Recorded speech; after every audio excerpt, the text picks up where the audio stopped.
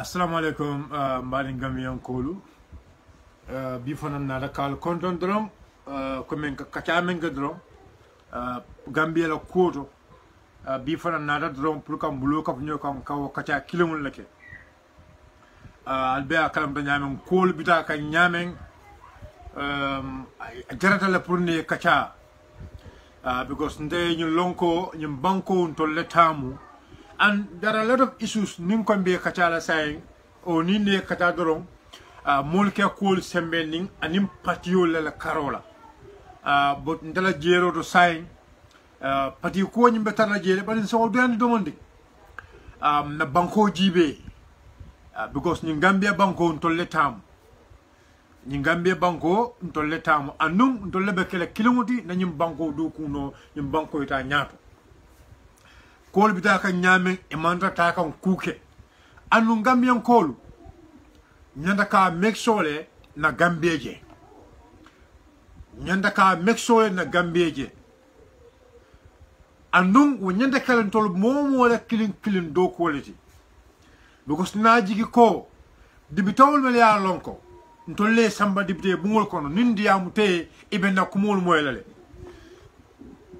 But Gambia kata level me ya lonko a jaratale pour na diamu ñoye nkana mo kunkilin la ni dia jibe Gambian kolu andum wo responsibility ñing a manke mo kilinti the clerk of the parliament la clerk the clerk of the parliament this responsibility ñing ifana ñanta ka tale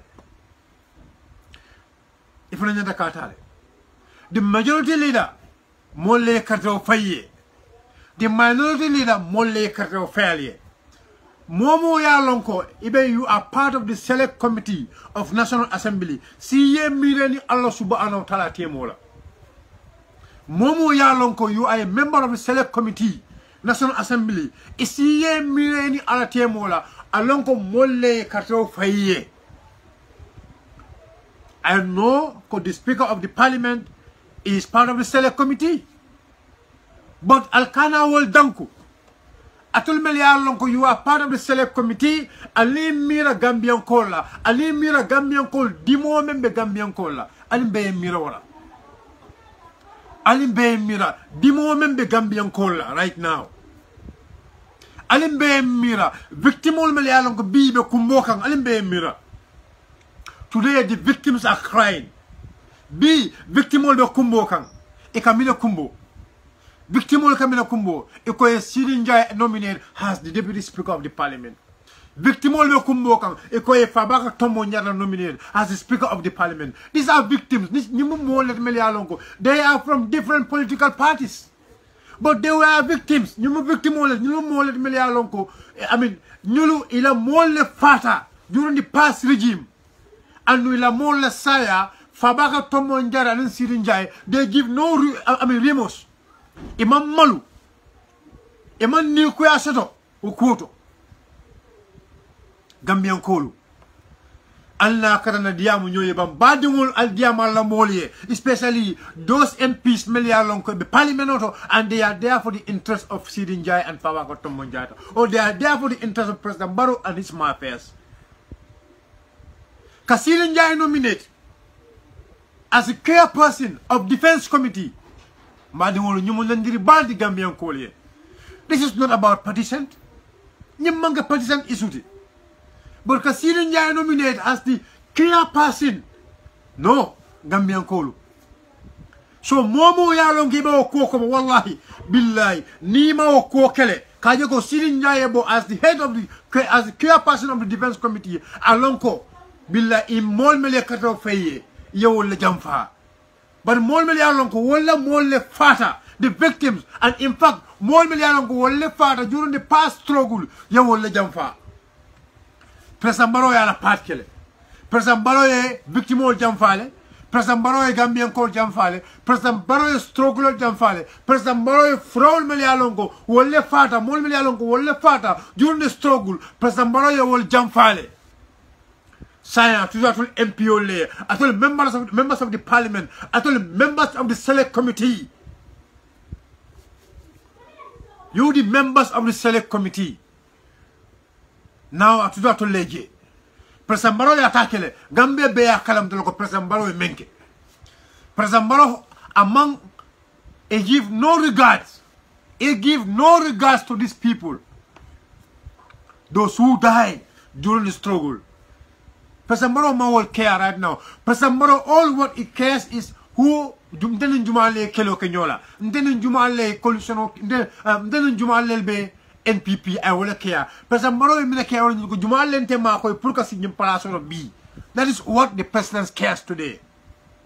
But you the members of the parliament, you the members of those select committee. Alimira wallahi summa wallahi nimbi atol kilin nal kono al nyata nung sirinja tumala me along a balanda nung atol kilin nalu al fa nyol fata on al bama nyolu on al demul during those struggle during the impasse period wallahi atol kilin te sonna nung sirinja yake the member of select committee for defense bankola tango mome ya longo asuida because of his personal interest. Because of his personal interest. Gambian Kolo, and may mirror Mama Yalonga see that just because of his personal interest. I may mirror Dimbayala, I may mirror Tola Dimbayala, I may mirror Bankola interest. And he was even a member of the parliament. Sidinjai. He was member of the parliament, the Sidinjai. Amurza Kodanga Mandan to be a member of the parliament. He was also appointed as 9 days minister. Prukanyum banko bula no fitino kono. Prukanyum banko bula fitino kono. President Barrow natana, I give no regards to these victims. Among victimol bunya, among any reasons about the victims, President Barrow na Kasirinjai nominate as the speaker. Another kudenke members of that parliament also appoint as the deputy speaker. Amanda Wala Kotanke, the members of the select committee, Alka Sidin Jaita, Alka Foko, Alka Wala nominate as the head of defense committee. Kao nominate Katanka, Kao Tam Sidin Jaita Mindi, Bankola Tanko Bundato. Do you know Alialo the Wop? You know, because Imam Mohamed long, Ekawolefo. But Mohamed Longo, Kabanko Bula Masimo, just because of his personal interest among Kaya Fenty. You are still appointing that person or nominating that person to be leading the security affairs of this country. And Kanaje, Dibitol fools, those fool Dibitol, those Dibite Nyamatolu, Wolkanalo, Dibite Bunkane Kapoko, that has no interest. Because of, he's just a care person. His words are not going to stand.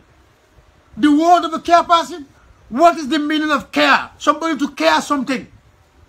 Al-Kafoko, it's not relevant. You are telling Gambian people that for Sirinjai to lead that group is not relevant. Do you people know how relevant it is? The care, to be the care of, look, a committee. No. Alankana judu nyola, alankana nyotonye. Atol mol mele alon ko bi, albelo député bunkono. Maybe you were not part of the struggle. You were not part of the struggle.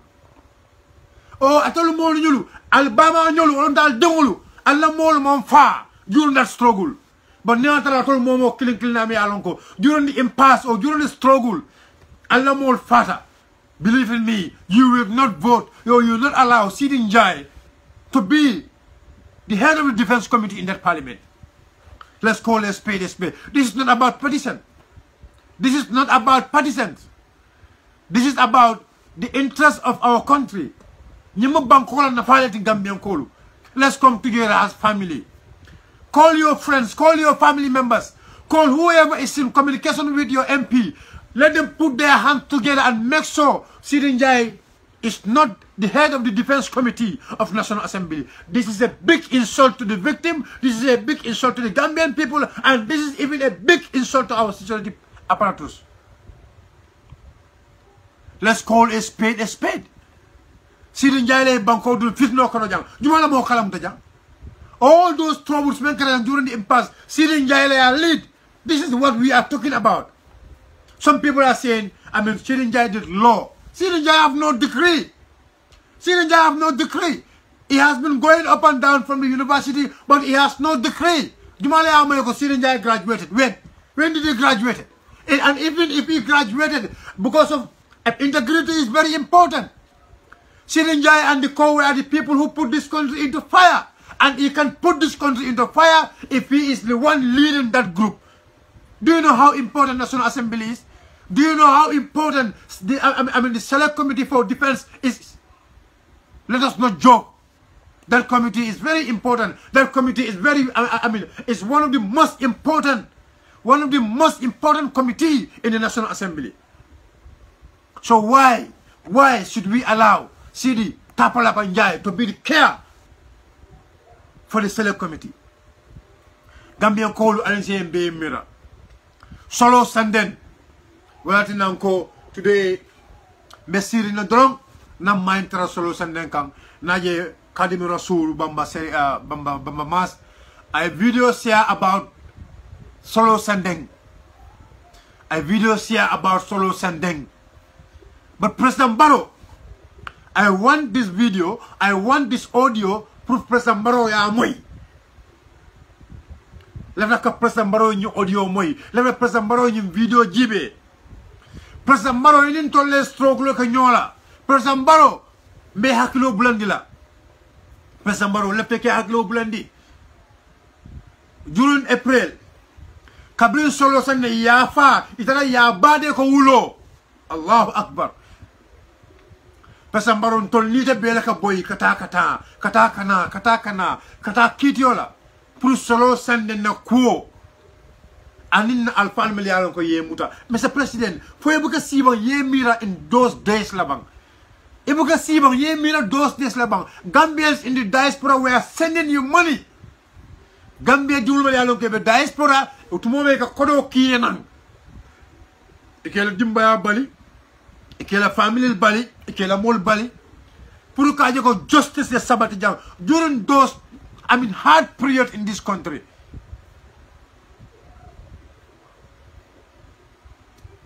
During those hard periods in this country, ye Solo Sande muta yafa.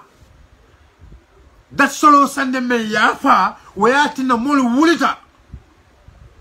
That was weatina ngaba moleko. Gambia, we have changes through that. Because Solo Sande, time me alon ko findita yafa o parun ko la alay usenu na la mol findita to demonstrate, to protest. Solo Sandem Fro, dead or alive. Solo Sandem Fro, dead or alive. Ya nyilinka Solo Sandem Fro man sutano. Aya tara ye solo badi. Kulo. Alma ale nemen kafraka Solo Sandem. But Solo Sandem no Fro, or Solo Sandem no saya, wala kida falemuti. That was the beginning of change in this country. That was the beginning of change in this country. Solo Sande Nasaya. Mr. President, it's a CA Mirabake. Kana na fulo jibe, kana fongo jibe, yela dimbaya jibe, yo Solo Sande jibe, yela dimbaya jibe, Solo Sande Furobe Laring, Death House as we are speaking. Solo Sande Furobe Laring, Death House. Gambian people, I want you people to listen to this very well. The dead body of, or the remain of Solo Sande is still resting. Where? At the Mutual in Banjul. Less than 200 meters from the State House. Less than 200 meters from the State House. Mr. President, I want you to use your brain and think about this. How are you feeling today when you heard from people or when you heard from the family of Solo Sandeng crying that they still don't have justice? They still don't have justice and say Mantonia Sudano. Because Solo Sandem Frobe Laring, 𝘂𝗶𝘁 and saying, Tonyamon Fono, Solo Sandem Nasayado. Mr. President, it a become a President Yala, it a go a Kodo Soto, ye Nafulo Soto, ye do blend the Plenocono, it do Malialong, in a mira, Koebe blend Plenocono, ye do blend the Plenocono, ye some America, it a Caranta, ye Barindul, ye Bonino from the bus, ye bondina wulo kono, ye bondina from Santoto, ye samanang, ye bondina pileno, ye samba America. You will never dream about this, Mr. President. Today, solo sending the dimbal batakang, solo sending the dimbal be they thinking about, how to pay their school. Today, solo sending the dimbal came in the baluwa menkela. Today, solo sending the dimbal, they are not happy, Mr. President. You are happy. The state solo send them father just for you to be in the state house. And today, you are not thinking about Solo Sanden and his family. Mr. President, Your Excellency,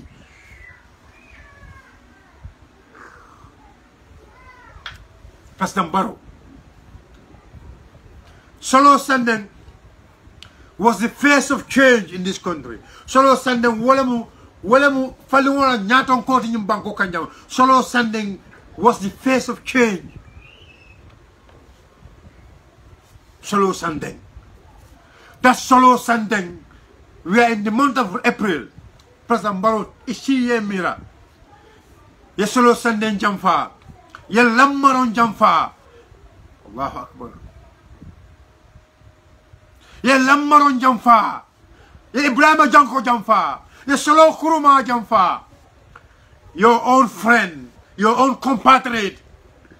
Sengul Nyasi Ya Jamfa. Mr. President, ibuka si ye mirabang ko Solo Sandeng alanya molu. Ibuka si ye mirabang ko the late Sengul Nyasi. Ibuka si ye mirako the late Lamarong. Ibuka si ye mirako the late compatriot of yours. We are doing the struggle for us to have better Gambia. We are doing the struggle when the likes of Pabakar were in the parliament saying that there will be no change. There will be no change. There will be no change. And they stand by their word. And up to today, they are standing by their word that there is not going to be any change in this country. Mr. President, can you sit and reflect? Reflect your mind in those days when I and you and others were struggling to have change in this country. Mr. President, left the Yemira back. Mr. President, Mr. President, but ibuka si Yemira obela de Imansino Yemira Kajako Solo Sandeng and his co were the face of change. Because Solo Sandeng fro hena lari abelari mutos banyun date house. Solo Sandeng fro abelari jansai. Solo Sandeng mambade ansai. Solo Sandeng mambade ansai. Nyim banko kang, nyim Gambia banko kanjang. Solo Sandeng mambade ansai. Gambian kolu al si aliye mirabang. Nafi kolu hypocrite solu al si aliye mirabang. Neatara no. In those during those struggle, Kabin Solo Sandeng bejin struggle ke kang. Or neatara no. Any one of those hypocrites. Yo lel fama yol fa. Or yo le bama yol fa. What is going to be in your brain today about Sidinjai? What is going to be in your brain today about Fabaga Tombonjata? If your father was killed or your mother was killed, what is going to be in your brain today? What are you going to think about Sidinjai? What are you going to think about Fabaga Tombonjata who were serving or who were the architects of that system? The key architects of the system, because they were the lawmakers, they were the ones who gave the power to Jambe to stay so long. They were the people who gave supreme power to Jambe. In fact, they were calling him Babil Supreme Mansa, Nasruddin. Those who empowered Nasruddin. Now they are the face of our National Assembly today. Mr. President, can you sit and reflect your mind? Mr. President, can you sit and think about this? Can you sit and think about this? But my brother Alkali Conte, but my brother Lamin Cham, but my sister Maimuna Sise, but my sister Fatumata Jawara, but my brother, Siaka Jata, my brother Sundu Ture, for be at Albuka President of Yamani Bank. Albuka President of Yamani Bank, Pro Ayemira Bank, the likes of Sundu Ture, the likes of Siaka Jatta, the likes of Lamin Cham, and the core. Those who were part of the struggle, those who were fighting with the likes of Sirinjai, those who were fighting with the likes of Fabaka Tomanjata. How are you feeling today that you people are the one backing?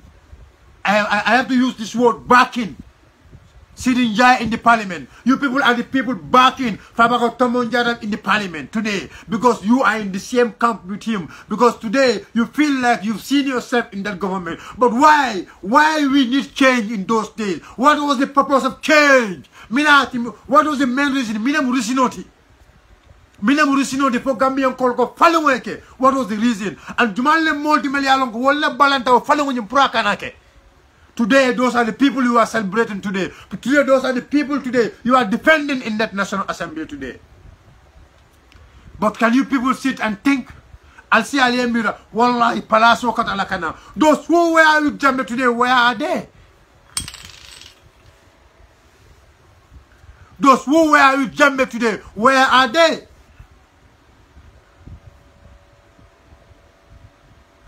Where is those ministers? Where is my brother? My brother Le Babu Gay Sonko. Where is Babu Gay Sonko? Where are those powerful people today who were with Jambi? Billahi, wallahi, tallahi. A day will come, you will regret all what is going on.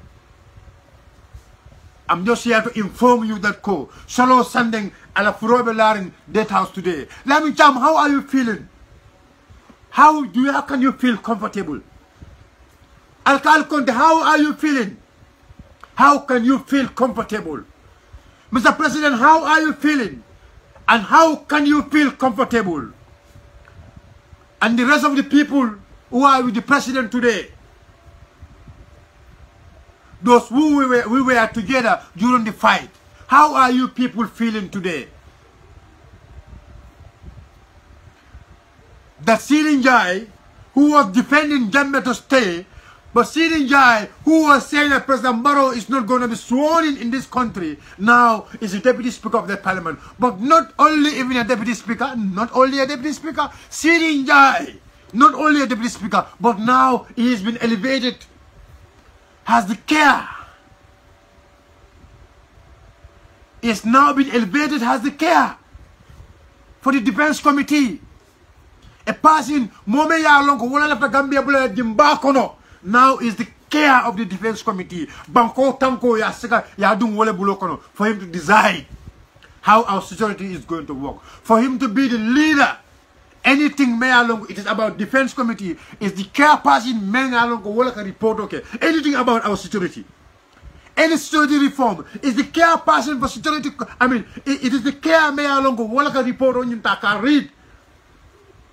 Moment lot ako banko e jandi ako Gambia be jandi iko bi wala mu banko la care person for the security banko la tanko bunda. Gambian ko, you need to understand this. This is not about UDP.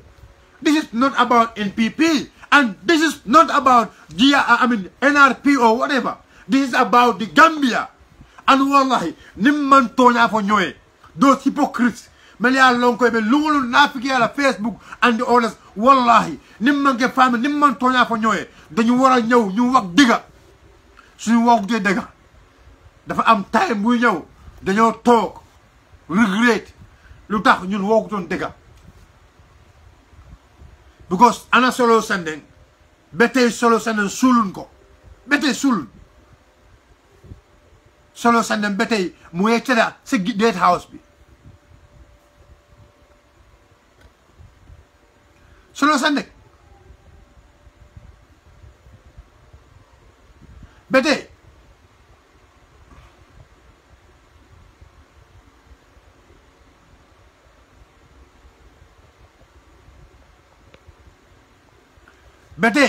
Solo Sandeng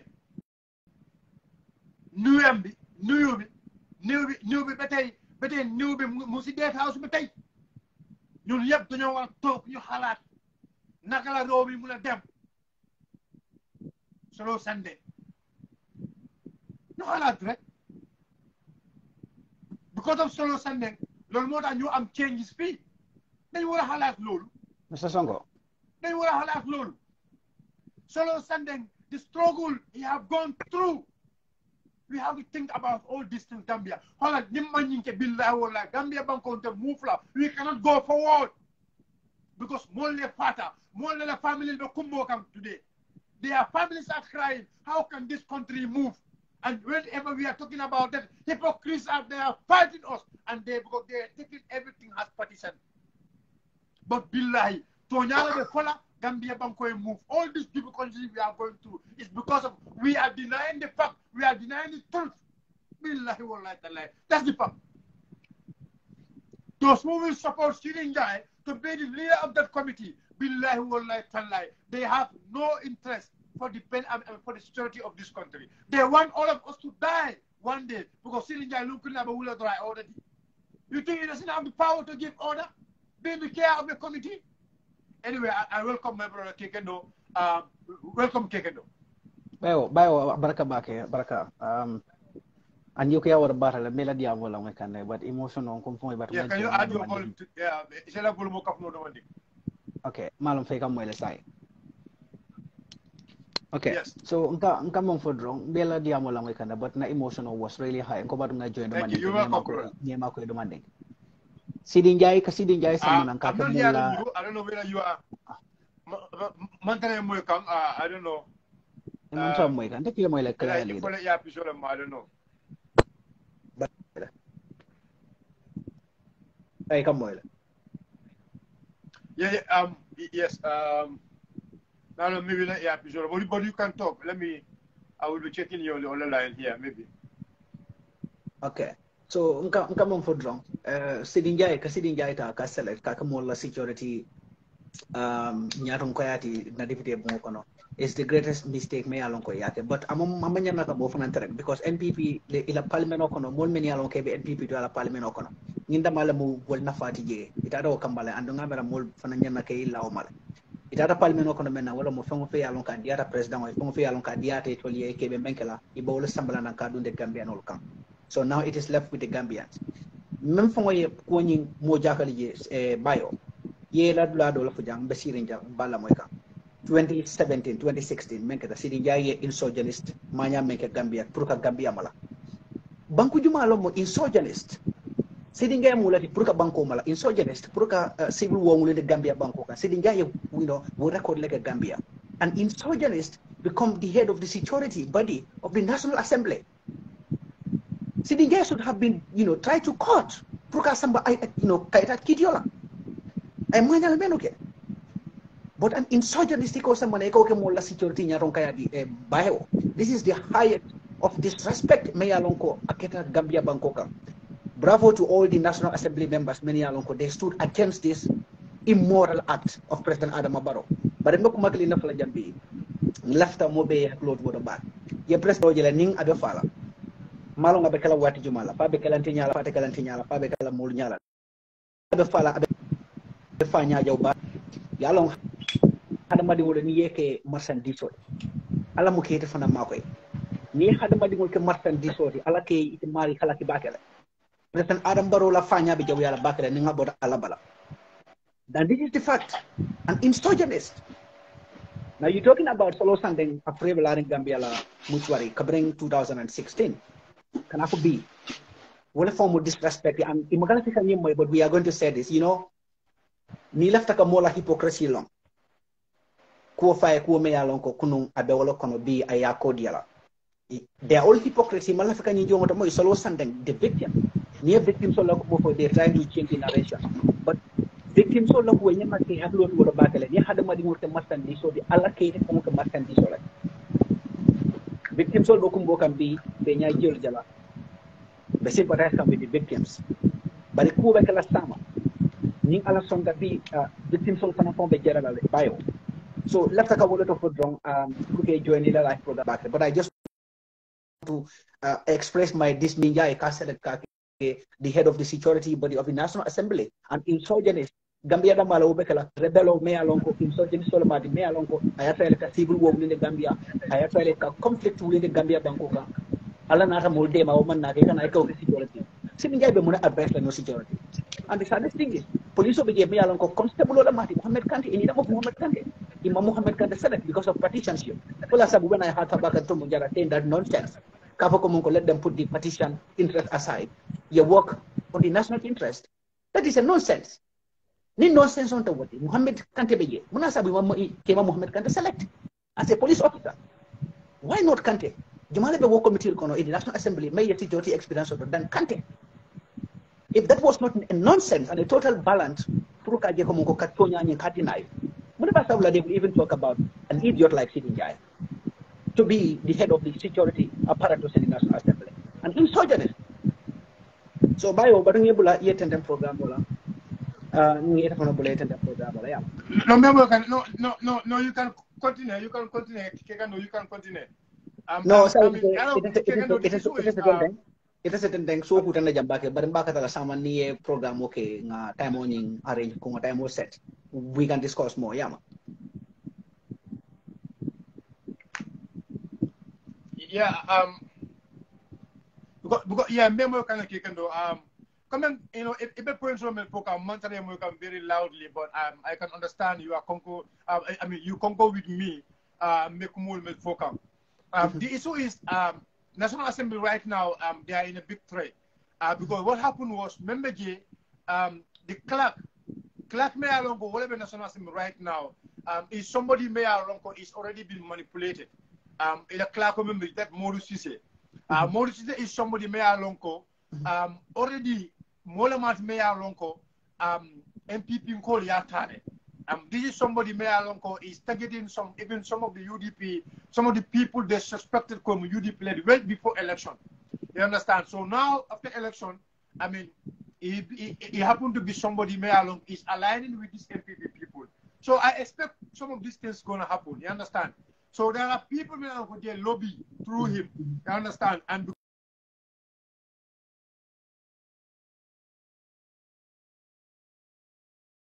because even the clerk is somebody Mayor Alonko among more clean. And there are a lot of things Mayor Alonko if it happened in the National Assembly, and I mean a lot of more basic have to be about it. Because National Assembly never come motor lesson. It never come motor mel for Sanalaji Bele. And ni Mayor Haki do motor about contract dealer Molela, Mayor Alonko, the president and his cabal are the one who are going to recommend the person they will give that contract to. If a contract dealer men if a motor mel for National Assembly, this will be people, you make a more Mayor Alonko, President on Alamolu, will leave a contract or will leave a money assigned. Nalamal Hakilto, they will not put it in the right use. They will not put it in the right use. I can tell you this. Because Mafia you multi, you mold Mayor Alonko, a man let me tell you somebody. And this mold, I'm telling you, 𝗺𝗁𝘁𝗵 Mayor Alonko is already compromised. He's already compromised. And I can tell you, I know member of parliament, they already lobby. They already lobby. They already lobby. Because, so what I didn't call, those who were from some other political parties, or those who were voted in, and they were members of the select committee, and say, Miranjinako, Ale Kal Qur'ano. I don't be killing na be Kal Qur'ano. Wala dino ko nyum banko fonse ñoo ñilin ka. Yes. Fonse ñoo ñilin ka. Fonse ñoo ñilin ka. Nyum banko. Because ñoo ñilin ka ku mata bata. Fonse ñoo ñilin ka. Because moye Qur'ano muta. Moye Qur'ano muta. Aye kaliko abe clean abe banko do kula abe do ko kala anin nan yola abe do ko kala bala National Assembly do ko kala in the right way mo me yoke de Gambian ko mo me yo kalo be say o mari la ke moti me ya lonko amari bukana do ko ki rightly ay kalimen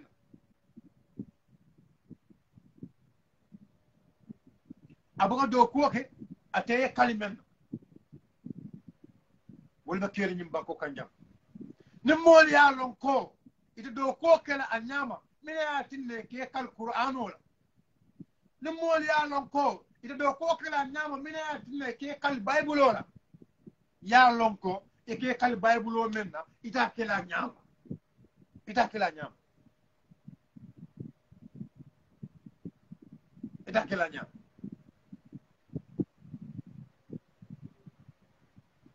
so wala problème di nyim banko kan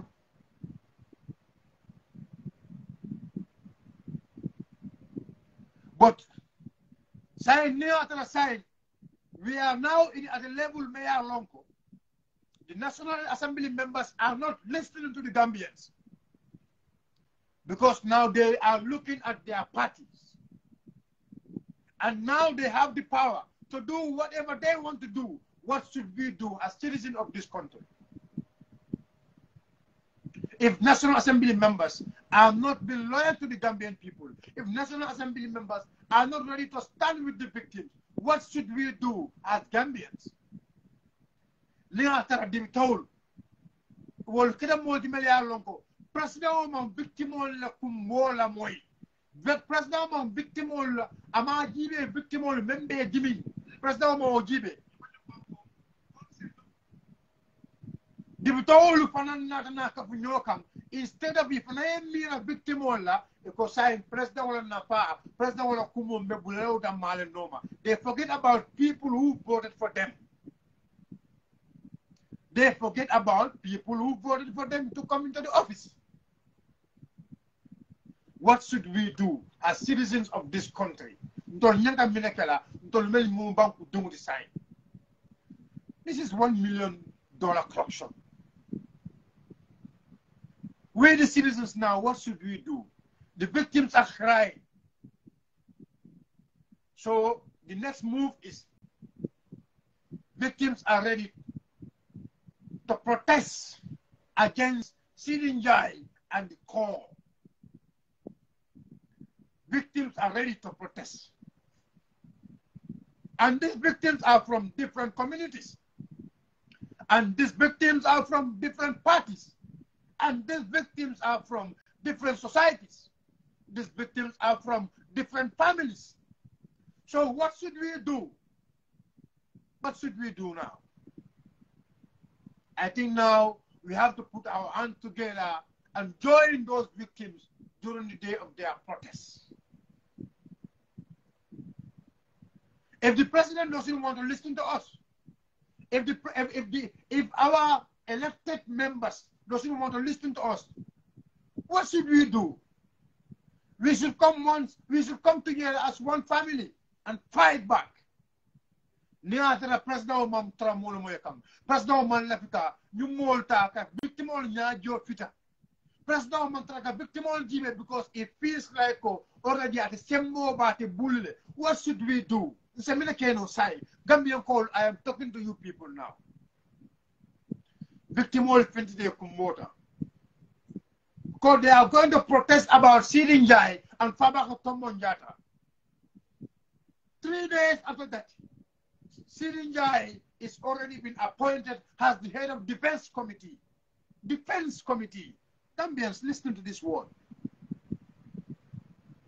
Victimol melia lonkedo kumbola. Ya mol mela mol fa. Ya mol mela mol fa. Gambian kola lila moide. Gambians, listen to me very carefully. Listen to me very carefully. Victimol be kumbokan. Victimol press conference okumani last week. Ko ibe fingila ibe la ni kuya tandi la dunia la. Ibe la ni kuya tandi la Gambian kola. Ibe la ni kuya tandi la National Assembly la. Ibe la ni kuya tandi la president la. Gambian kola lila moide. This is not about tribe. This is not about party. This is not about wherever you come from. This is about the cry of the victims. Victimol la kumbo.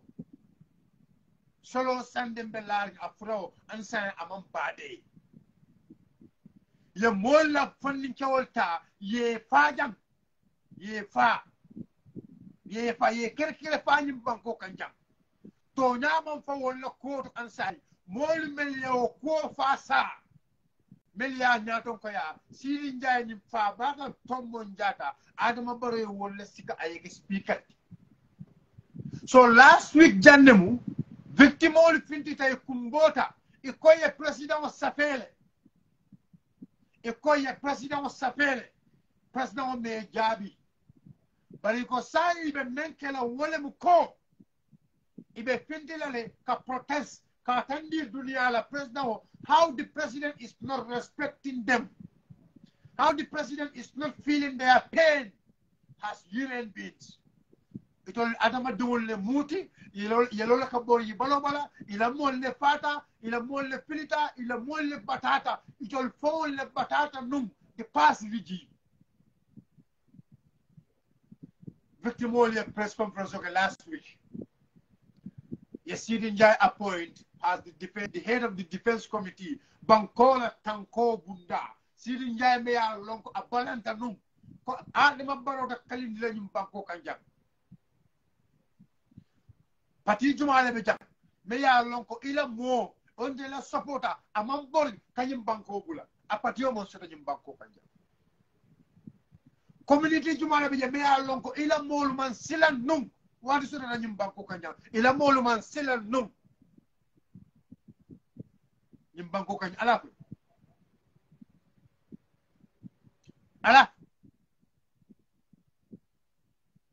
Bare jumale yo ko nyaton ko yajam. Jumale yo kilimbale nyaton ko yajam. Si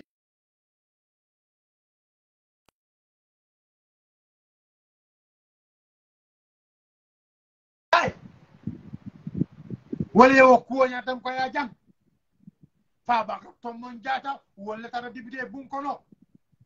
Wala tara député bunkono ko ibe ya jambe le wato kapulale kadum quartier fayo man ta ku. Ambiyon ko la lila moy de katum quartier fayo man ta ku fa ba ko mon jata wala munun dibi tawla nyaton koti jamala nyaton ko kado tumo jamale sembo suno député bunkono. Karutumo minority leader found Mantara in support of them. Because the minority leader was the minority was only 2 or 3. We were only having I think only 4 minority leaders. 4 minority in the parliament. We were only having 4 minority in the parliament.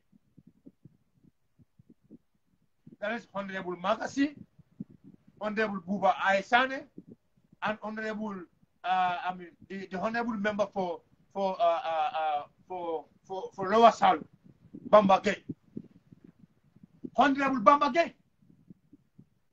They were the only 4 honorable members. When they even joined the coalition. So, but far back after Manjara and his criminals, the likes of 𝗬𝗍𝗁 and the owners, wala ya nyaton kaya.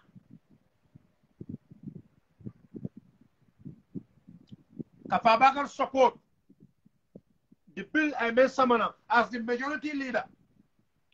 Kanyaton kaya, kason Kilimbaliala, kason Badariala, kason Kagambia Banco, Bula Trobulo Kono, Kabu Yaya Gembe still again. After us voted, Al Yaya Gembe out. Kabim Banco Dumulia Kato Fai, Kaya Gembe Bay. You must call a spade a spade. B or far back B or see the tapala for Amulunjai. May I look, it was a member of that parliament. Afanamunu or deputy boom, Afanamunu member. Those were the people, see the tapala Panjai and the core. Wala multi million wo député bunkono e ko Gambian call counter law la ñim banko kanjam e ko president Moro kali la ñim banko kanjam B president Moro feel comfortable to appoint those people as his head of security kadum parliament right now is using it as a tool. Let's call it a spade a spade.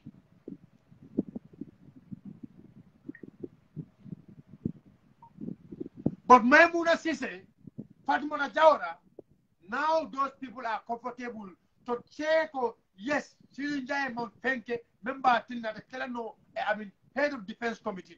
Allahu Akbar. Vama Bari Muso, Maimouna Cissé, Fatimata Jawara, Itameya Alonko Jang. People fight for you. Kajoko Yega Bondi Kasokono. Fatimata Jawara B. It was Sirinjai member and you have to remain in that prison. That Sirinjai is the one you are supporting today because of party interest, because of is your partner.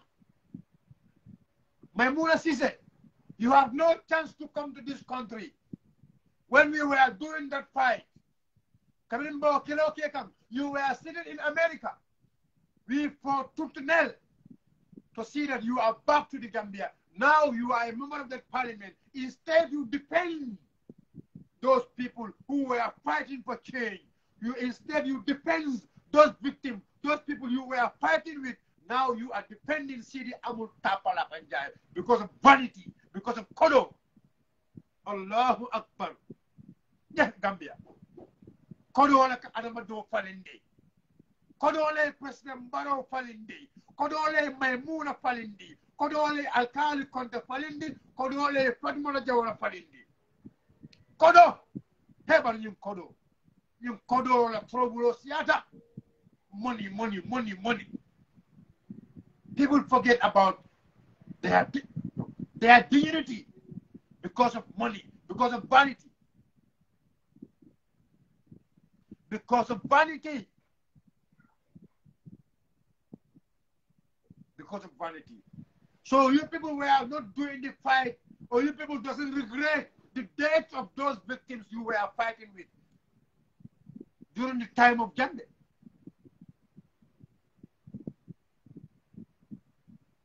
During the time of Jammeh. Now you people forget about those comrades because you have the gut, or because you have the chance to loot the economy of this country. So you have the chance, or you have the opportunity to join those mafias, looting the economy of this country. It will be, you people feel comfortable because now you are having money. You now feel comfortable because now you have the chance to build story building, to live there. I am telling you, Nalabukasi Ali and Mira, those people you were fighting with in those days, Billahi wallahi, you will never have peace in your life. Because those people you were fighting with in those days, you might one day, maybe you people were, I mean, there was communication among you people. You were encouraging each other. You were encouraging them during the fight. But unfortunately, they lose their life during the struggle. But today, you are not thinking about them. Why? You are not thinking about them. Why? You are not thinking about their family. Why? You are not listening to the cry of their families. Fatimata Jawara, you are a member of that victim committee. I remember when you were crying at the victim center. I remember when you were crying. Can you sit and think the day you were crying that almost 14 to 10 months, I don't want to go back to the history because it was a painful moment for you. It was a painful moment for you. I don't want to remind you back to those horrible days. But you should think, you should sit and think. Iyana sila ye mira. Ko ye mol le jamfa. Bi walba gin ko la kono. But ila family nyaabe telale. Ila family tulo benale. Ila family la kumbo e nyaabe wolale. And ika moment la kumo kumbo. Bi kalo dibide bunkoro. Ika will depend. Sidi will die, you will die, I will die, every one of us will die, and we will meet in the Yom Kiamat. Mependa Yom Kiamat lele.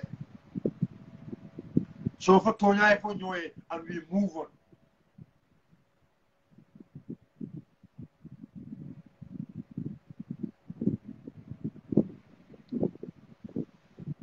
For Tonya, for you will be moving. 𝗬𝗶𝘁 and the co never join, just add me and then be accepted. Whoever want to join, you can add me.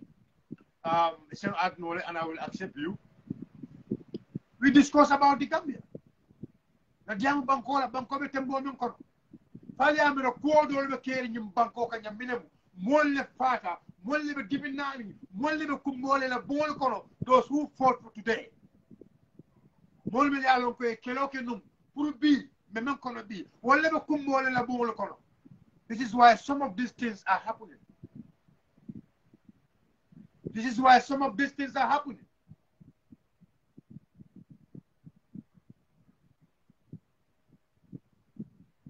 I can tell you this. Molle fata. Molle la mol fata. Bibe la bol kono. Ibe kumbokan because they have no power. They have no power. Sembe mantarela. Sembe mantarela bi. Ima sembe so ima kuno je. Isa men keno wala mnyidu ka finti ka diam. Finti da diam ta. President Baroko ame moy anwate moy la. Ali mela nyum ko de. Inna Allah ma sabirin. Ala min sabar lalim. Ala min sabar lalim. Ni moli be sabar la. Ala be ni mol nyakula e de komen. Lumu kana, lumu yalon ala be ni mol abe nyafitala bi iznillah. Nabur ala bala subhanahu wa ta'ala. Because ila mol ya do kule. Because ila mol ya kelolake. Because ila mol bi isa sino le sol konole ye dabo ni banku do ko kono. Comme ite doli e dabo ni nan banku do ko kono. Isa kamuno system mo male comme tombon jata ani siri tapala panjai.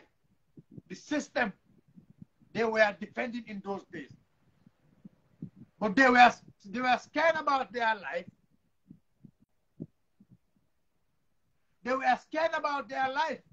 They were scared about their family. This is why they joined the system. They themselves know that it's not a correct system. It was not a correct system. But they joined the system. They joined the system.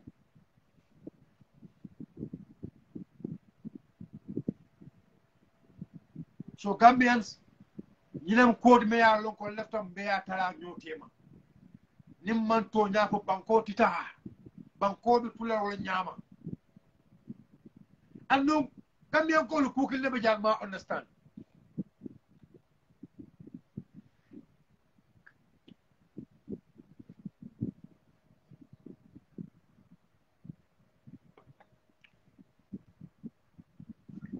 Gambian ko lu kukil ne be jagma understand. Adama dungo la nyaajiyo. Adama dungo be la nyaajiyo manke chakanti de.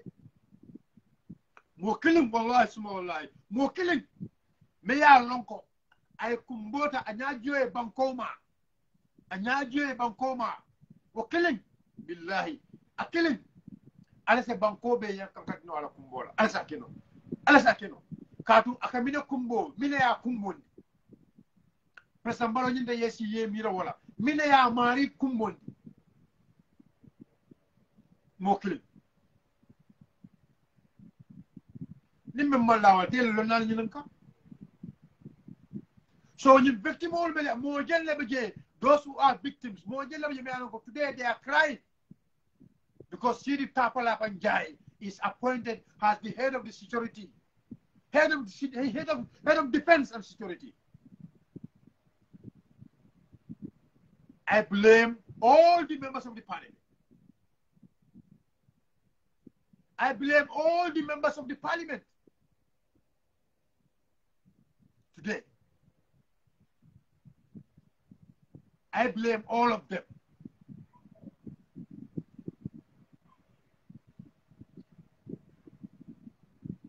We voted for you people. President has no power to remove you people now. Why can't you fight for us? Why can't you fight for the truth? Why? Why can't you fight for the truth?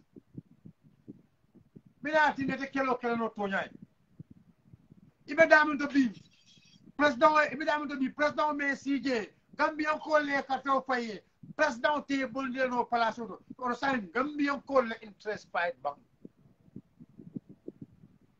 anu kaw victime ol ñapita o mu kele balati madame Sidi Ndiaye mo kile wala interest kama albe Gambia banko du le trouble kono mo kile mo foreign killing Sidi tapala panjay Sidi tapala panjay da mala kumbo hey yeah. Kasidi tapala panjay if President Molo want to appoint him as ambassador or what that's okay but appointing Sidi tapala panjay those who we voted for na karto fay mol mali wal kabo Sidi tapala panjay honorable speaker dole karto fay mol mali dole karto fay mol mali wal kabo Sidi tapala panjay ko honorable speaker wal kabo fa baka tomo njaye ko honorable speaker. My comrades, let's call a spade a spade. That should not work. That should not happen. So we expect those members of the parliament, the day when the victims are coming out, we expect all the patriotic members of the parliament to join without party affiliation, to join the victims during the day of their protest. Be Gambian ko be kumandila. Be Gambian ko be kumandila. Be Allah subhanahu wa ta'ala. Momo left to nyaay sabati. Momo ya lon ko to nyero ke diminde. Be dan Allah bi iznillah. Bal dan ale alimbe ka fu nyoma na victimol fasa lumen victimol be findila pour kata kela ni solo tan di dunia la kela kumbo tan di dunia la kela batata di dunia la amin be ka fu victimol ma alimbe ka fu ma. I am expecting the entire civil society to join the victim during the day of their protests. I am calling on the entire patriotic citizen of this country to join hands. Kajoko those victims ila kumboe kendo la kumboti. So victim center is ready to come out. Alimbea kata na kafu victim center ma. Na kafu ma na nyandi fanto. Ibe non kumbo na keda wasalam na man keno fana asakara ko ya jelo ko ida mamantra kumbo kam buri ning Gambian ko bele do kumbo ke kanyola. Lume ya lonko victim center be findila pour que la kumbo tan di klan ni ko yatandi Gambian ko alimbe ka victim center ma. Alimbe ka victim center ma wolumo. At least even anatara ila kumo mamoy ila kumbo manje mome inyaman fita ni Gambian call ge koma obe niyo landi lale. So I'm expecting all the members of political parties to come out in large numbers. If you have Gambia at heart, come out in large numbers and support the victims during this day. Because the president is not listening to them. But we expect if the members of the parliament join them, we join them, that alone will the victim all new fatherland. That alone. So this is the topic tonight. Inshallah. We have so many things in hand. Ali Amorisane Moyle Fanang, I call Senandi. Gambia na flo la Carola. Na flo me la lonko. President Barrow na la molu. Ipe Gambia na flo putum panjam kanyameng. Through Kalilu Wage. You know, one thing the Gambians don't understand this. Yes, one thing the Gambians need to understand this very well. People think Kalilu Wage, you know, buketa bul fente kallu wage bulu kabla kanaje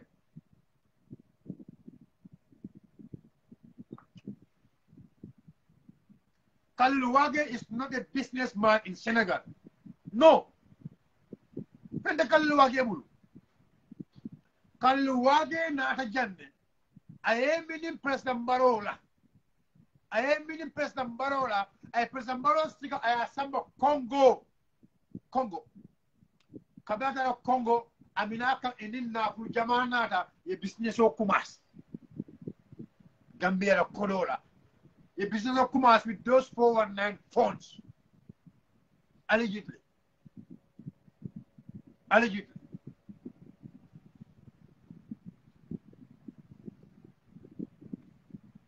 so kalil wage fenta bulu buketa ina ataka from samana without paying the ports.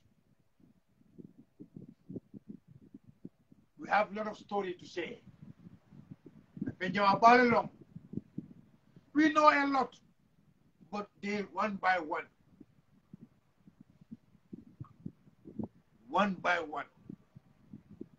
So guys, I'm going to stop here. Inshallah, me don't let 𝘂𝗁𝘂𝗁𝘂 you know, me samalane. There are a lot of bombshells. Me will put up come together. So very soon, inshallah. I said, Ning Hadra Mum will have a join before I go up. If anybody have any contribution, you can add me to the link. If you have anything to say, if the link is at your side, it's an add more. Whatever little contribution you will show up. As I add more, we discuss. So, thanks for your time.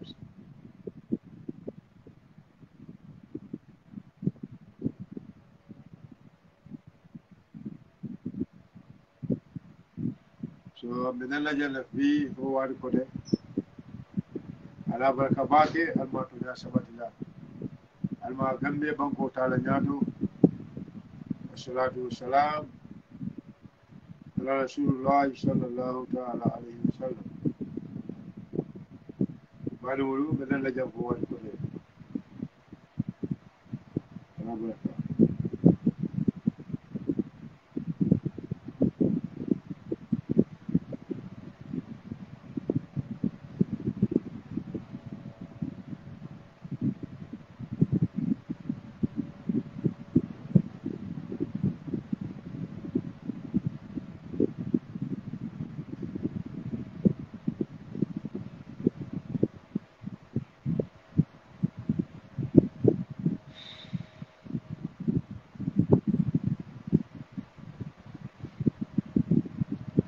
somebody add me.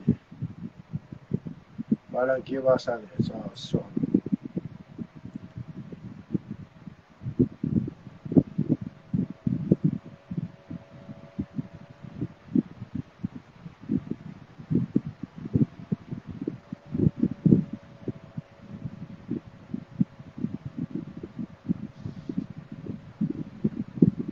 Yes, everyone welcome.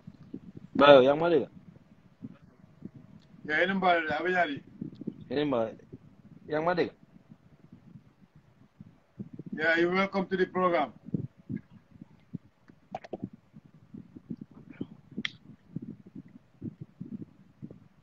Ikaw mo lang, sir. Yeah, ma'am, welcome, fine. Yeah, you're welcome to the program. Look, I found you more about yeah? Yeah, thank you. I don't think people should be in a hurry. You just need to be patient a little bit because these people, okay. Garden Java Kulan, you yala. You understand? So, okay. Kulan be done halak bohamne. Lunyo nyana yana ñu yalla may simayani njara kende yalla. You understand? Yeah, I'm sorry, I don't know. But I think listeners are hearing you. Wait. Okay, bye. No, I'm gonna do good. Yeah, Malegale.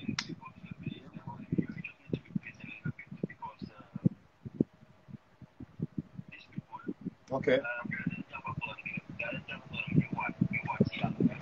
Thank you.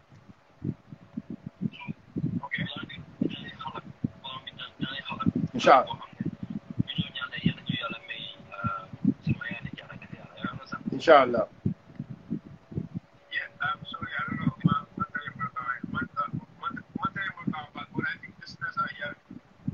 Yeah, no, I'm hearing, yeah.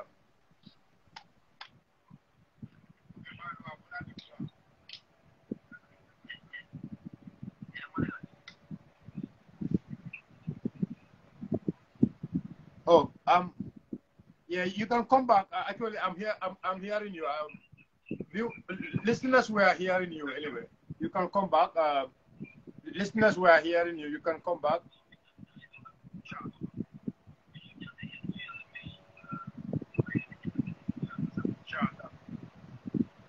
Yeah, you can come back. Listeners were hearing you, and I was hearing you.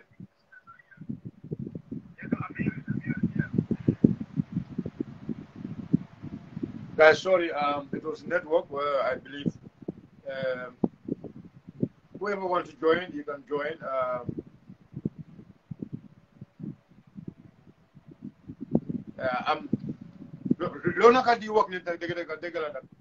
That's quite true.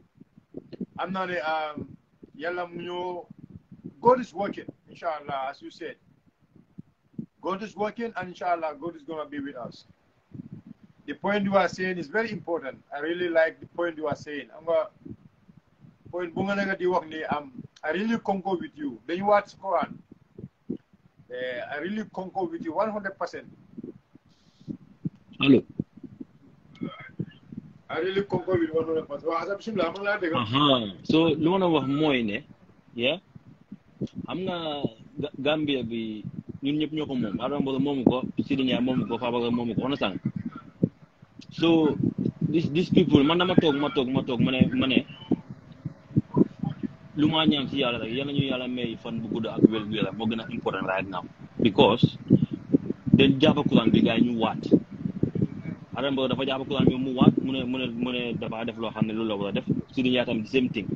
So at the end of the day, all these things what they are doing, ñu ngi xoj seen bopp, ñu ngi xoj seen family. I understand? Because people are saying, yeah, we keep talking, nothing is getting. But at the end of the day, we have to keep talking. But there is high time legi niti Gambian legi ñu génn ñu rise up, ñu génn ñu dem. Ñu wane ne things ñu nekk demee comme nu mu war a demee. Yaa ngi understand? So ba pare Adama Barrow dafa nekk nit boo xam ne nit yi dañ ko war a xam léegi. Koo xam ne because tey you were talking today, I was so emotional. La nga xam ne maa ngi déglu xaw ma sa lu ma wax, because all what you were saying, it was the truth. I understand. All the people Adama Barrow was with during the struggle, Adama Barrow ñëpp la jàmfa mu ngi dema ñoo xam ne ñoo ko doon against. Yaa ma dégg? Hello?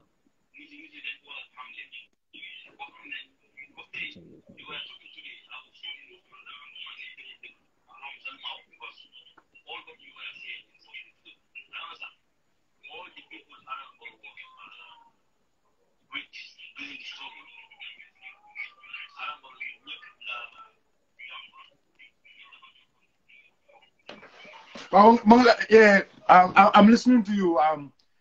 Like Monica did, but the point you are saying is very important. You continue. You can continue. Light modem rec, but but I'm listening to you. You know, the point you are saying is very clear. I'm a little bit behind. I'm a little bit behind. I don't know whether. I think you can continue, please. Okay. Loolu laa nekkoon di wax ba pare affaire yi xaalis bi affaire yi half of $1 billion bu gaañoon explain noonu xam nga nit yi they fail to understand two wrong cannot make a right.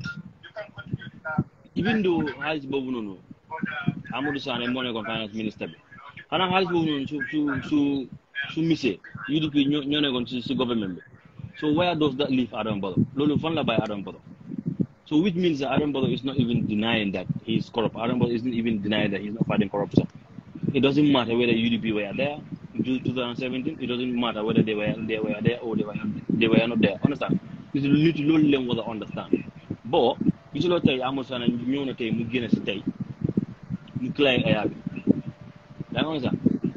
So léegi ñoom fu mu nekk nii seen wàcca wax bu bëri bu ñu ñëw waat yëpp bay yëpp fu mu nekk nii tey ñëpp a ngi leen teg kenn waxu dara Amadou Sana ñëw na mu ñëw ñu interview ko mu ñëw with confidence ñu ngi ko laajte question mu ngi answer question bi calmly.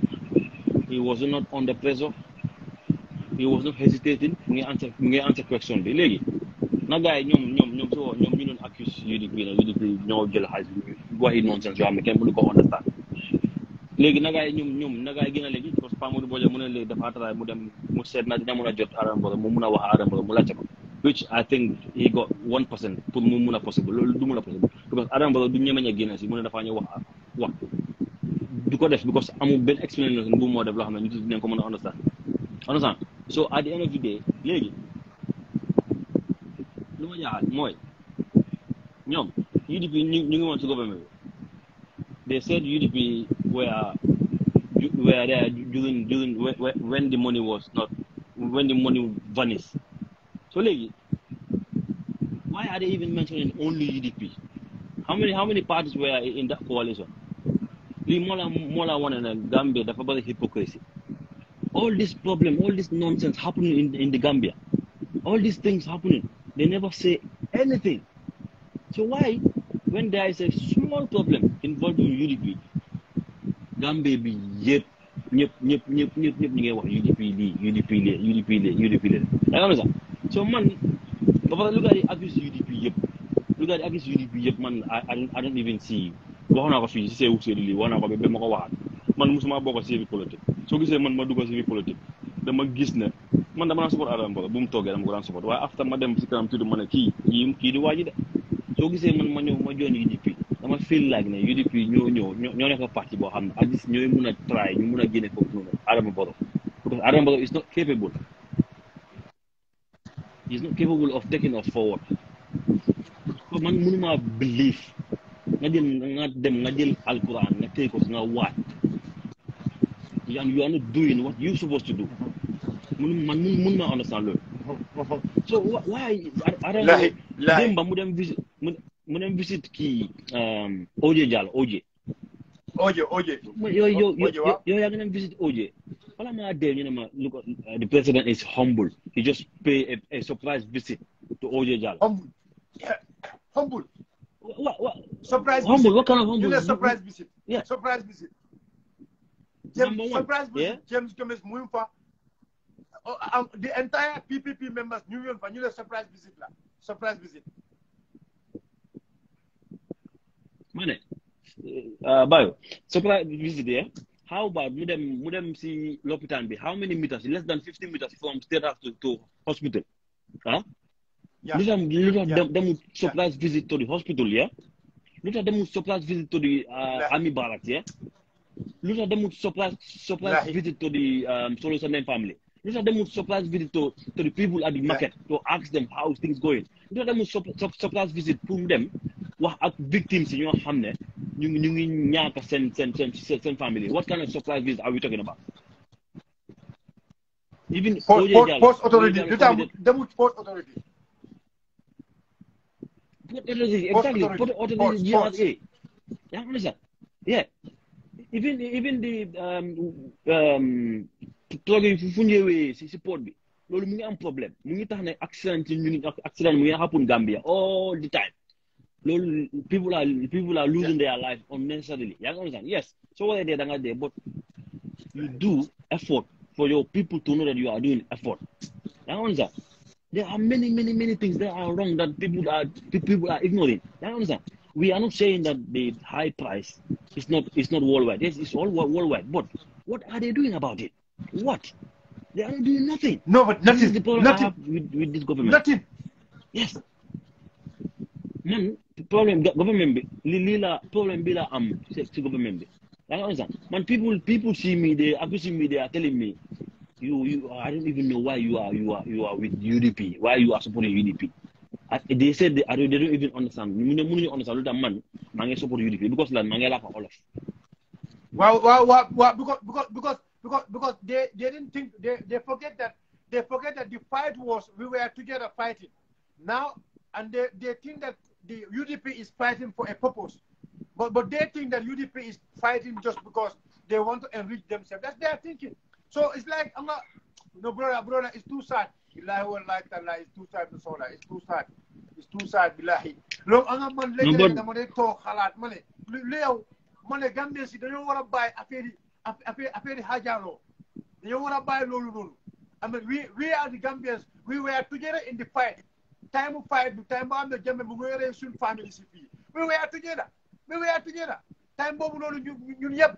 But now, because now we feel like we are comfortable with what he's doing, and now it's like we don't care whatever is going on now. So then correct, you need correct. But you have to talk halal. We are the owners of this country. We are the only people who can move this country. It's too sad. But the other thing here, I see people here. They are watching this nonsense Senegalese Nigerian music, Nigerian program, Senegalese program. When you ask them what is in Nigeria, they know everything what is in Nigeria. When you ask them, Senegal, yes. You know what? Man, go see Facebook, we see social media, we fight about Gambia. They are accusing me of politics. You are following Senegalese media, Senegalese nonsense, Senegalese Vaseline, Senegalese wild sector. What lanjering ñu fi bayo ñu fi ya man ñaanuma yalla ma nekk fi be ma dé fi man dama ñaan yalla ma sama papa mbaka dama dem tok Gambia duma dem Sénégal duma dem Nigeria. I'm going back to Gambia. Man duma tok ma dama gis Adama Barrow mu ngi kassala suñu dëkk bi man dama tok man noppi man lolu I cannot do it mënu mako suma tok sa awma dara sa wala ma tok sa I have to speak. Don't listen to them at all. Yes. Let them keep talking. Me, I'm going back to me. My Gambia, home is Gambia. When I die, don't listen to them. I'm he's a man. Degul man. I'm on nyata si suma family ñoo am ne. I mean they keep talking to me. You know mané yow do bay wax. These are my family members. You know mané you have this am wax bu nga nek di defé ni all this struggle you are doing, you know, there is no benefit for you. These are my family members. These are people you know I mean they never give me nothing. But you know man nopi because you know my buy system what the way system is going. I will never remain silent. Why is the system is going in this way? I will never do that. Yeah, But me, man, I don't even care what they talk, what they say. Man, care, you understand? At least you are doing something. You are making people aware. Time for never social media all the time. So I'm a lot of important. I share go to Facebook. Niki mu dem liggéey mu ñew mu tok mu ngi mu sama mobile bi mu dem mu ñew mu ciak mu xam mu awaya la mo nek di dox ci dega bi da nga sax man bala ma de ñu ne ma Adama 𝗀𝗶𝘁 nonsense baro dafa humble. We don't need humble. We don't need all this democracy they are talking about. It's not the problem. Let's try and help our people back home. Da nga sax ñun ñoo nek fi ñun ñoo dimbal suñu gaay ñu nek Gambia da nga sax ñun we help them. When you send them $1,000, they buy something, and then the next month they said, oh, I'm gonna bet 1,200, 1,100 all the time. Things are nothing is working in that country. So long way you know mungi develop. So long way lana develop. You give me 5 million development about Arab. You know like sampana road, sampana tali, sampana bridge. You dundee like a bridge, you dundee like a road. You main priority moy, yeah. Gambians lu ñoo mëna afford pour ñu mëna lekka ak l'hôpital dafa ñu mëna safe. People are breaking into people's house every day. What are they doing about it? Nothing. People are dying in silly unavoidable accidents all the time. What are they doing about it? Nothing. Corruption is rampant. Nothing. Gambia Port Nothing. Authority. People are going home with $4 million every month. $4 million every month. You don't do nothing about it. Like di def dara. Yëpp ko ci ñoo xam ne UDP lu ñu def la ñu wax. Te léegi UDP lu ñu def ñu wax. UDP they are human beings, they make mistakes. But how about Araba lu nekk di def? Yes, for sure. Gars mi lan nekk di def? For sure. Every human being make mistake. Every human being. Yes, I agree. They said, yeah, you do make mistake. That's quite true. Yeah, thank you. You know, you jox Adam Barrow. Léegi yéen a cause lii yëpp. Léegi ñu ñoo jox Adam Barrow. Yes, we saw it. But 2021. So 2022. Waa léegi sànni kata bi ñan ñoo ko jox Adam Barrow ñan ñoo jox Gambien Adam Barrow sànni kata bu passé. ñooñu la. They vote for Adam Barrow. They are the very people. So yeah, so they vote for Adam Barrow. How now we gave them Adam Barrow 2016, 2017, yeah. Now we went to the polls again. They vote for Adam Barrow. Who are they gonna blame now? Kan la blame? Thank you. How can Adam Barrow be Karo Hino Barrow? So we talk the platform mune. Kabri ngati aga so fay guy. How can that be a peace? As a president, nga wara try nga neka xarit ak sa nit nga neka xarit ak sa nit nga ni xalante ak nit wa do mu neka nga neka def nga defante ak nit ñu mu yalla ay appointment boom appoint Sidi Ndia ak Fabara Tomo Njaka def ko for the interest of the Gambia. They did it pour defante ak Gambians pour defante ak UDP. Whatever you say, UDP. So at the end of the day, now, what are they going to say about people who are not supporting UDP and they are against the government? What are they going to tell those people? This is my answer, $1 million question. I'm telling them. Everything UDP, UDP this, UDP that. UDP are not in the government. You know, UDP you know the block Adam Barrow development. You know Adam Barrow develop, but only one party. You know UDP, you know the block Adam Barrow development. Manaka yo, you withdraw. How can that be? How? By how? What Adam Barrow is saying, yeah. This law Dr. Amadou Sane tay mune Adam Barrow daf ko wone ko hay ndol fa ñanda ka Facebook ban len ñanda ka social media ban len. So Adam Barrow want to be dafa bu ko nekk president moom mu def lu ko ne ñun buñ ko wax dara ñu bay ko mu def lu ko ne rek. That is practically impossible. Lolu mënta possible. As long as we are alive, we're going to be on their neck. We're going to push them. Man sabu ko soso lolu amul de. Atay man soso ay yaade me soso po ay yaay mboto ji atan na de fije. How can you say man sabu ko soso? Thank you. How lol degul lol man sabu ko soso. How? Yes. Ya long xam nga yaade xam nga Adam do togut kiram ñu ne ko he yaade mu ne dafa rita legi ka nga tok. Ya Adam Barrow dafa dem mu campagne mu génne fa yaade mu ñëw mu toog. So léegi ñun suñ diine yi léegi noonu sax bu nekk di xew ci Gambie bi yëpp sàcca yu nekk sàcca high price bi mu ngi am accident yu happen corruption yu nekk happen yëpp what are our leaders, what are they doing suñ Muslim diine yi lan def What plan did they have for us? What plan did they have to mitigate all these accidents going on? If you talk, so why you know well, young Saka Kilifa Dine. Imam Padi Monyo Mune Alcana Catefai UDP, Nal Catefai UDP, how much Wahabi soul be blah blah blah blah. At the family under Ako, Alta Diamula Bank.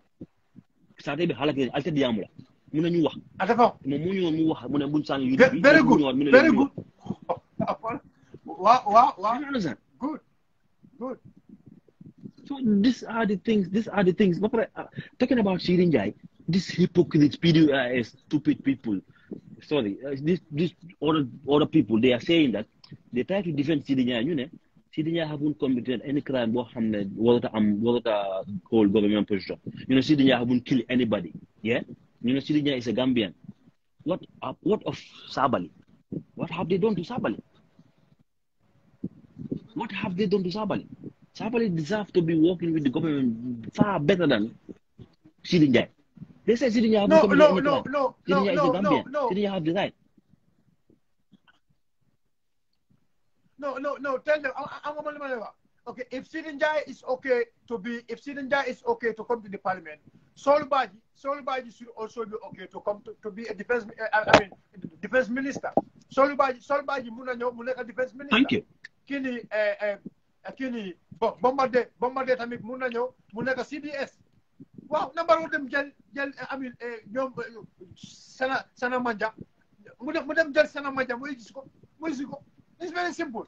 Waaw mu dem jël ñoom Tumbul Tamba mu isile mu def leen CDS. It is very simple. am nga loolu nit il faut ñu wax dëgg. We own this country. We have to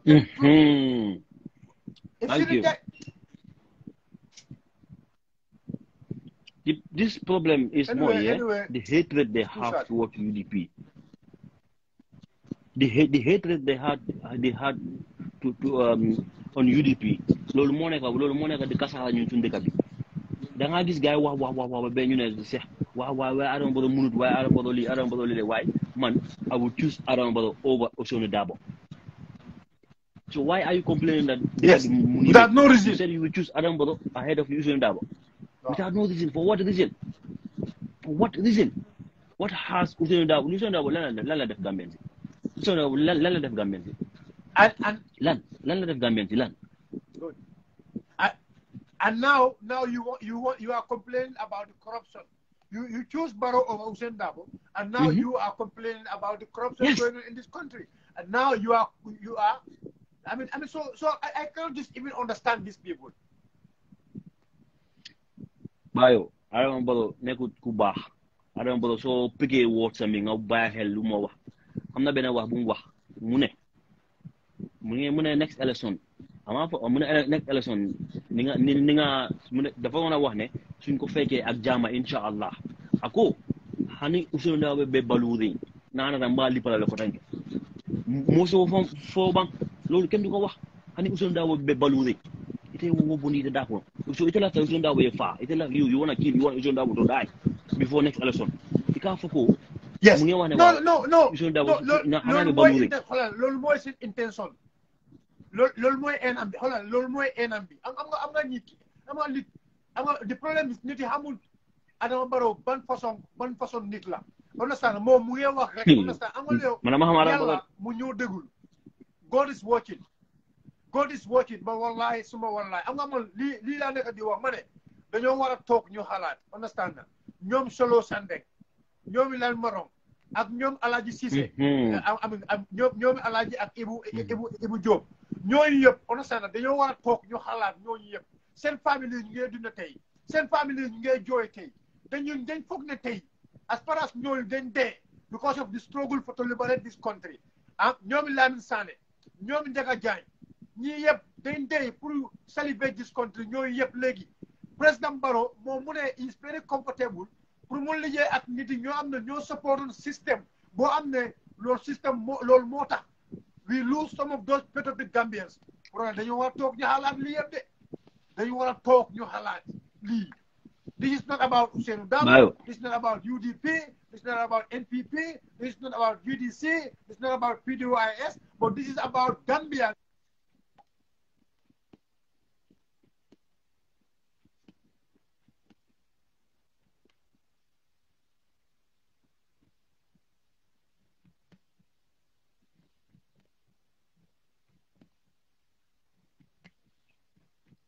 Your volume is gone.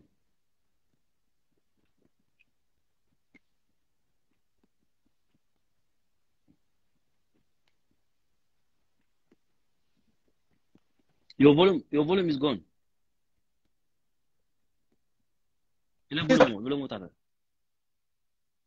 Gambia fee, opposition.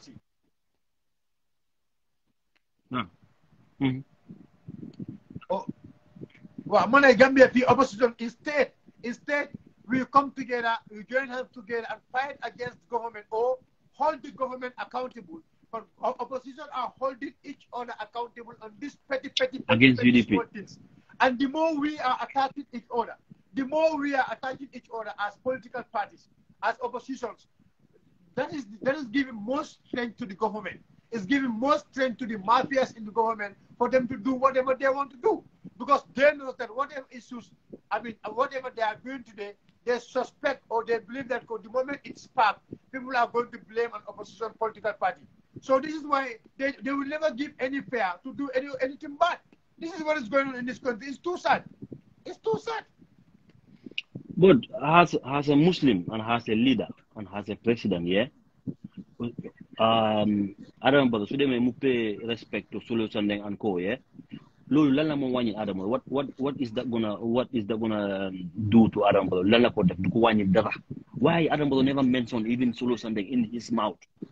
Why he never mentioned nothing about Solo Sandeng? Nothing. Dara. But why? Why? No, he will never say it. Bro, billahi. No. I don't want to say there is. I have some personal. I have some personal conversation with the family of Solo Sandeng, and then Bugma I understand. Fee. Yeah, it's fine. Too sad. Yeah, it's too sad. Billahi, I don't want. Bugma. No, it's okay. Anyway, well, thank you very much. Thanks for your time. I'll be inviting you. All the time now. Anytime, because personality. People like you are the kind of people probably we need to put hands together, because all of known, because you can speak all of, so you can see with you together in the platform we will able to enlighten our people. Holland, we are the young ones. As far as we can communicate and hear each other, billahi, and we put petitions away, I swear to God, the Gambia is going to move. I swear to God, we will able to hold the government accountable if we go together as one family. So, Lolmota, the people like you who are seeing the Gambia, but not a political party, I believe very well the Gambia is going to move. Let's see the Gambia. Gambia is something is about political party, or something is like an individual person. Man billahi, the master even leg nisa, Muna Togre, man, them MPP. Tunamuna am palas. I'm not a Dinarus. I'm not a people are going to say a lot of things to me. But at the end of it, maybe Dinako am. This is probability. Because this is, they will see it as a politic. So, but man, do want the flow. Man, my fight is not about UDP. My fight is not about 𝘂𝗶𝘁𝗵. My fight is not about an individual person. My fight is about, I want to see better Gambia. My fight is about truth. I want truth to prevail in this country. Lirek mo is my fight. Man, Aberi Hajalo is not part of me. But I love this country, and I believe we can make it if we come as one family. No, this is the thing why I will never give up. I understand, because what I believe, yeah, the mandama fogde. I think Adam Barrow make things more difficult deliberately. Pour Gambians, ñu dem ñu love ñu bugg a vanity ñu ko toppa comme mënuma understand. You understand? Man, dinaa la yónnee my number after.